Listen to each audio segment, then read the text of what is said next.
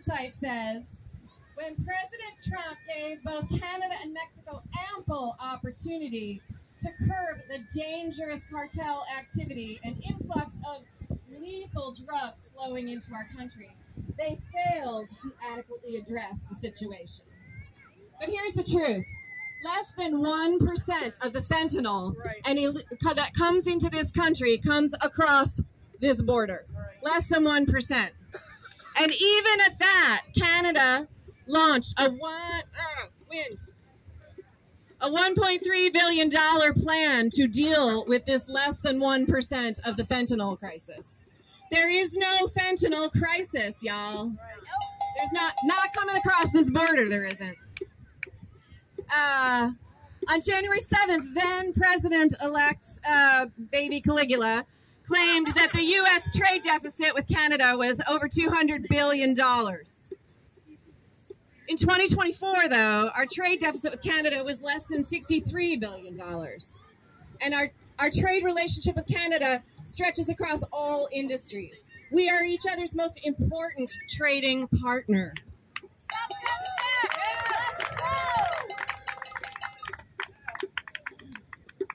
In March, on Truth Social, the current occupant of the White House said, in all caps, of Canada, that they are one of the highest tariffing nations anywhere in the world. Would you like to take a guess at who is the highest tariffing nation in the world right now, y'all? It's us. Yay, we are number one. He's high on his own supply. Number one, right? He threatened yesterday that he is going to now reenact. I mean, you know, it's every 2 weeks with him, right? But he said that this week he's going to reinstate all of the tariffs with the countries that have not bended the knee and kissed the ring. Yeah? 2 weeks away, Trump. TWAT, twat. Canada has relatively low tariffs, just as a matter of fact. They are rated 102nd highest, 102nd on a list of 137 countries in the world for their tariffs. The president chooses not to understand that's the case. He also pretends that he doesn't understand that cars are not made in a single country in North America anymore, right? Every car that is made in North America has parts that are manufactured in one country and moved to another in order to finish assembly. It is an integrated market. And his actions are threatening to completely destabilize auto manufacturing in Canada. I know it's a really dark time. Mac talked about the big bill of betrayal and death a little bit. I think it's going to get darker before we claw our way back to the light. But I'm so glad you're all here because we need our friends, right? And we need to see that we are not alone. This regime has chosen divide and conquer, and we are choosing love and solidarity and friendship.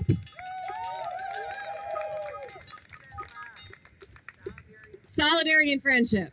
We are pro-solidarity, we are pro-friendship, right? We are still friends with our friends.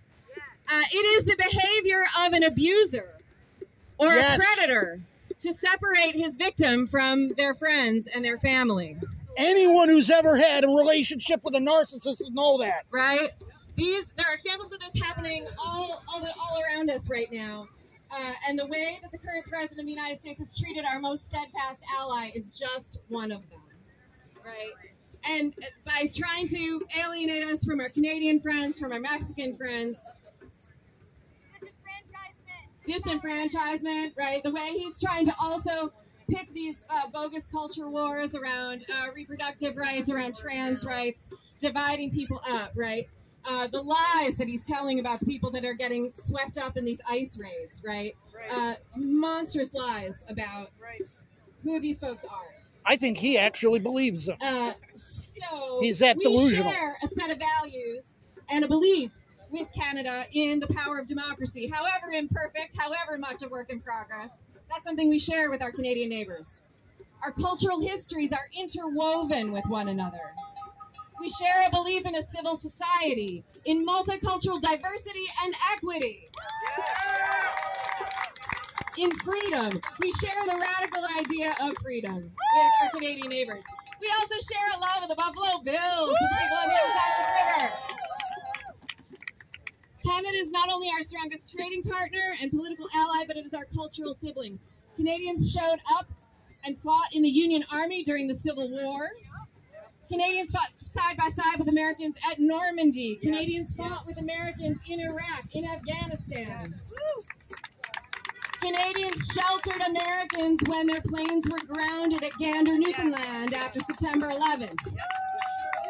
Canadians show up for us, right? Canadians showed up to put out those wildfires in California earlier this year. Threatening your best friends with annexation is not okay. No. All right, so pages. Gen X must have pages, cannot read from phone. All right, so I have a few questions for you. Ready? Yep. Got a little quiz here.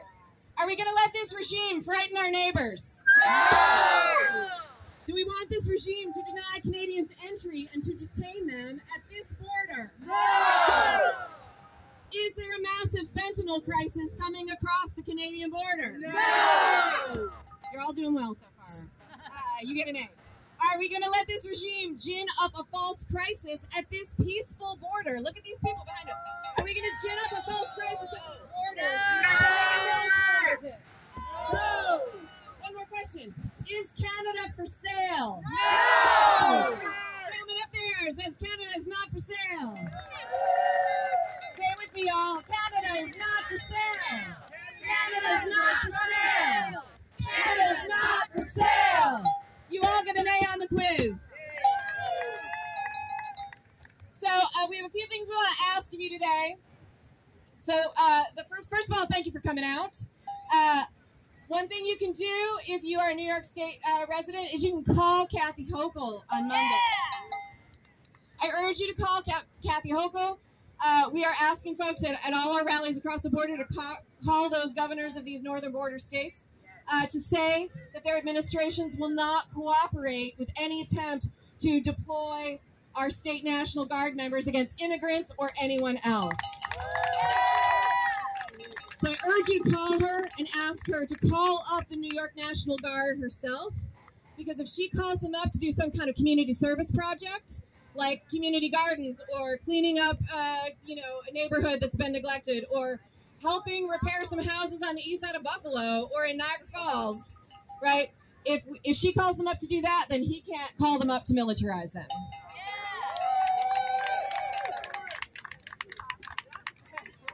Potholes, that's a thought. I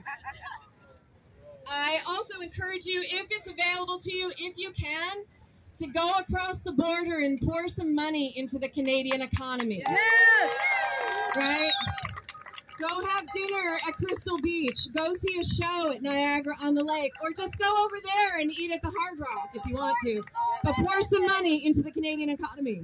They're really hurting, right? And then you can also get face-to-face with some of our neighbors and say, sorry, eh? Right?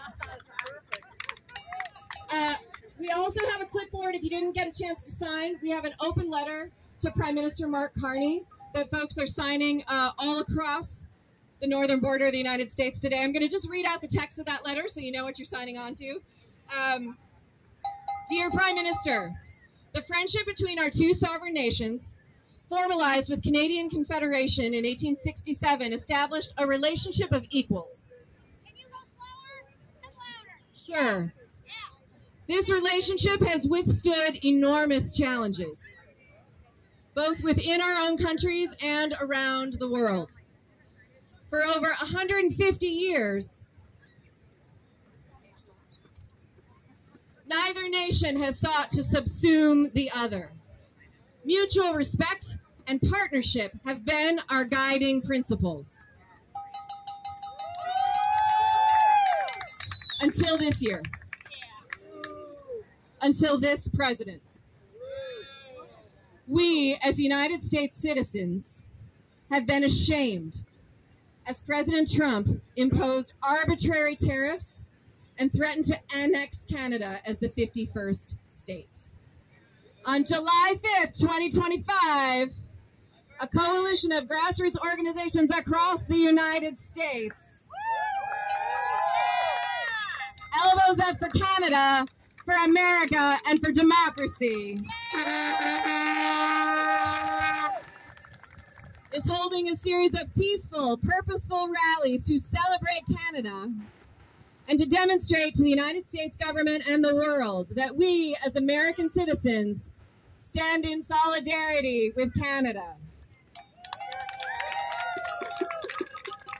Many of the groups in the Elbows Up Coalition have been holding rallies since March and will continue to do so well beyond July 5th, including on August 16th, a day of international friendship, which is going to ring the entire contiguous United States with rallies. Save that date, August 16th. Coming soon to, I don't know where, near you.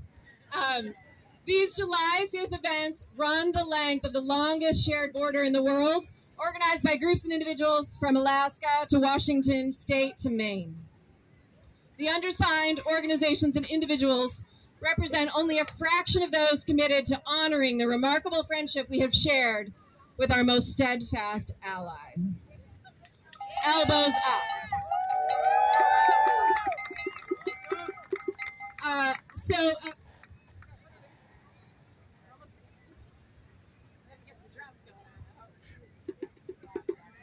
Okay, so August 16th, we just talked about that, International Day of Friendship. Keep your eyes peeled for those events. Call Governor Hochul. If you haven't gotten to the clipboard, sign the open letter. That handsome gentleman over there's got the signatory, right? Call your members of Congress every goddamn day. Every day! Every day! Every day! Even if they're wearing that, like, little blue D, they are not meeting the moment, y'all. So stay on them. Both their senators are bending over. Yeah. Spend that money in Canada. Spread a pro-Canada message, like showing out tonight, like flying your Canadian flag, like spending that weekend in Toronto, talking to your neighbors in real life, like actually making eye contact with a person and having a conversation. And then don't be a hoser, eh? That's right. That's another thing we can do. It looks like we got a little drumming action that can happen, and then after we listen to that, we're gonna take our flags and our signs, and we're gonna go down to the railing, being respectful of the people who are here just to enjoy the evening.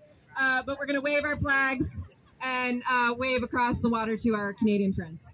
Yeah? Please keep in mind that lots of people are here for the first and maybe only time in their lives. Yeah. They're here to enjoy it. Let's not step on that. Yeah, lots of people are here to enjoy the falls, and as Mac just said, they may be here for the first and only time in their lives while it's in our backyard. So let's please be respectful of the fact that they're here to enjoy, while also standing in solidarity with our Canadian neighbors. Yeah. Thanks, y'all. Lovely, beautiful drummers. Can we hear a little bit of what you got?